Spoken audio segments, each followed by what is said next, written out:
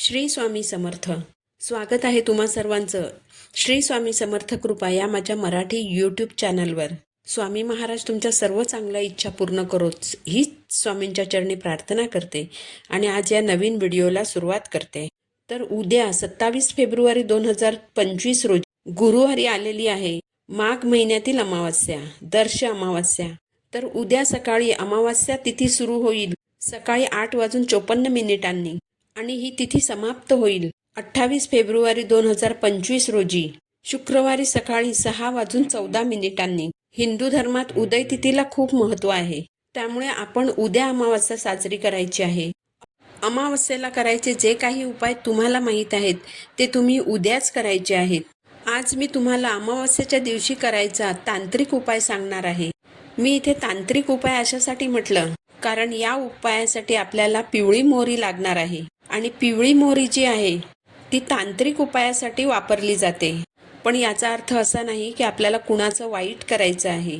तर आपल्याला आपल्या घरातील नकारात्मकता, आपल्या घरात काही अडचणी असतील, घरात सतत कटकट होत असेल किंवा आपल्या घरात वाईट शक्तींचा वास आहे असं तुम्हाला वाटत असेल तर त्यासाठी आपल्याला हा उपाय करायचा आहे. हा शीघ्र फलदायी उपाय आहे. एक अमावास्या जरी हा उपाय तुम्ही केलात तरी तुमच्या घरातील वातावरणात बदल होईल, इतका हा प्रभावी उपाय आहे. ही खूप प्रभावी सेवा आहे. बघा, आपण खूप कष्ट करून मेहनत करून आपलं घर बनवतो. आपल्या घरात सुख शांती समृद्धी राहावी म्हणून आपण महिला खूप उपाय करतो. पण तरीही बरेच लोक असे असतात की ज्यांना आपण आवडत नाही. आपलं जर काही चांगलं चाललेलं असेल तर ते त्यांना बघवत नाही. कधी कधी तर यामध्ये आपलेच काही जवळचे नातेवाईकही असतात आणि त्यांना तोंड देता देता आपली शक्तीच संपून जाते. आपण संसारिक माणसं असल्याने आपल्याला खूप अडचणी येतात, म्हणूनच मग आपण अध्यात्माचा मार्ग निवडतो. तर त्यासाठीच आपल्याला हा उपाय करायचा आहे. प्रदोष काळ संपल्यानंतर जरी तुम्ही हा उपाय केलात तरी चालेल. म्हणजे संध्याकाळी 6 वाजल्यापासून ते रात्री 12 वाजायच्या आत तुम्ही हा उपाय करू शकता. तुम्ही जर भाड्याच्या घरात राहत असाल तर तुम्ही हा उपाय नका करू. तर तुम्ही काय करायचं, तर तुम्ही तुमचं स्वतःचं घर व्हावं यासाठी जे उपाय असतात तर ते उपाय तुम्ही करा. अर्थात ते उपाय वेगळे असतात. भाड्याच्या घरात जर तुम्ही हा उपाय केलात तर त्याचा परिणाम असाही होऊ शकतो की त्या घराला तुमचा सहवास आवडू शकतो आणि तुम्हालाही त्याच घरात राहायला आवडेल आणि तुमचं स्वतःचं घर घेण्याचं जे स्वप्न आहे ते तुमचं स्वप्न लांबणीवर पडू शकतं. म्हणून हा उपाय तुम्ही भाड्याच्या घरात करू नका. घरात जर सुतक विटाळ असेल तर हा उपाय तुम्हाला करता येणार नाही. प्रेग्नंट महिला असतील तर त्यांनीही हा उपाय करायचा नाही. तर तुम्हाला उद्या संध्याकाळी काय करायचं आहे, संध्याकाळी दिवे लागणीनंतर म्हणजे घरात संध्याकाळची दिवाबत्ती करून झाल्यानंतर तुमच्या उजव्या हातामध्ये थोडीशी पिवळी मोहरी घ्यायची. अगदी 20-25 दाणे जरी घेतलेत तरी चालतील.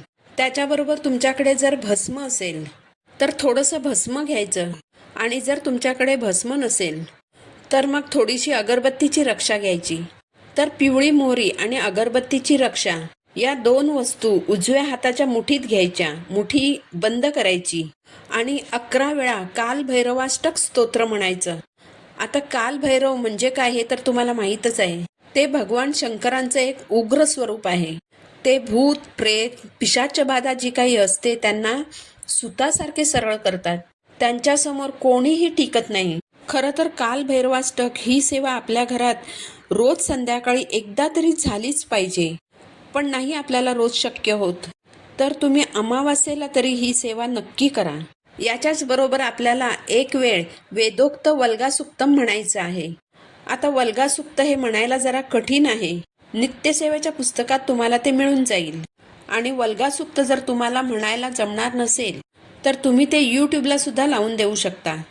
तर 11 वेळा काल भैरवाष्टक आणि 1 वेळा वेदोक्त वल्गासुक्तम म्हणून झाल्यानंतर अभिमंत्रित झालेली पिवळी मोहरी आणि भस्म हे आपल्याला टॉयलेट बाथरूम सोडून घरातील प्रत्येक खोलीत पिवळ्या मोहरीचे अगदी 2-2 दाणे टाकायचे. म्हणजेच घरातील प्रत्येक रूममधील प्रत्येक कोपऱ्यात पिवळ्या मोहरीचे 2-2 दाणे टाकायचे आणि उरलेले जे पिवळ्या मोहरीचे दाणे असतील ते आपल्या घराच्या मुख्य दरवाजाच्या उंबरठ्याच्या आतल्या बाजूने टाकायचे आहेत. आता या उपायाचा फायदा काय होतो बघा. तर कधी कधी काय होतं बघा, एखादे पती पत्नी खूप छान राहत असतील, त्यांचे एकमेकांशी अगदी छान पटत असेल, तरी काही लोकांना ते बघवत नाही. कुणाचा संसार चांगला चालू असेल, मुलं व्यवस्थित असतील, तरी ही गोष्ट कधी कधी काही लोकांच्या डोळ्यात खटकते, त्यांची नजर बिघडू शकते आणि अशी बिघडलेली नजर त्या घराला बाधते. तर ही नजरबाधा जाण्यासाठी, हितशत्रूंचा त्रास दूर होण्यासाठी आपल्याला हा उपाय करायचा आहे. हा उपाय तुम्ही दर अमावस्येला करा आणि तुम्ही स्वतःच अनुभव घ्या. तर झालेली सेवा मी महाराजांच्या चरणी अर्पण करते. पुन्हा भेटू नवीन व्हिडिओ सोबत. श्री स्वामी समर्थ.